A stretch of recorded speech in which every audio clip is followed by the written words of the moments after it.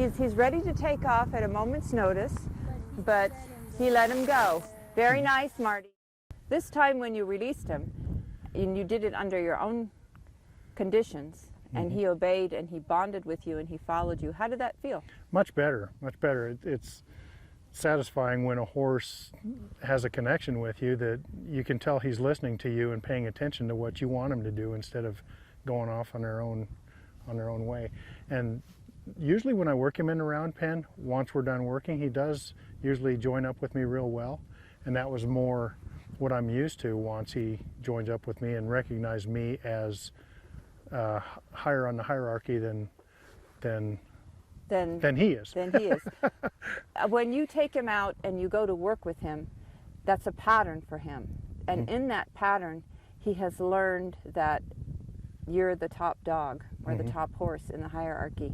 When you're bringing him and taking him from the herd, he hasn't learned that yet. And that's what we're trying to achieve today.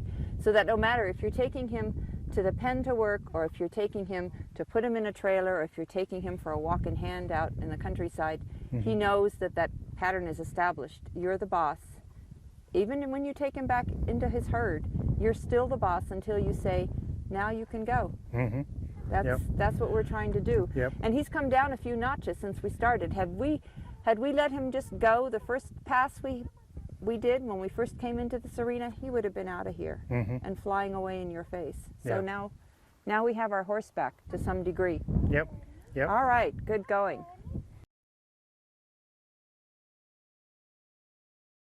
So over these series of comings and goings back and forth from the mare pen, Marty was able to reestablish his leadership with Buster, which, if the human doesn't have that in the horse-human relationship, well, then you don't have a relationship. What Marty has had as a tool is equine stress control therapy, using the automatic pulser when and where he felt Buster needed it, mostly to interrupt Buster's fear cycle. Fear is the basis of all resistance, and fear of losing your herd, of losing your dominance in a horse, is part of losing the survival instinct, and a horse is not going to give that up. Equine stress control therapy interrupts that fear cycle, and it does it very gently, allowing the horse to learn new behavior patterns. Throughout, Marty never took Buster over the edge.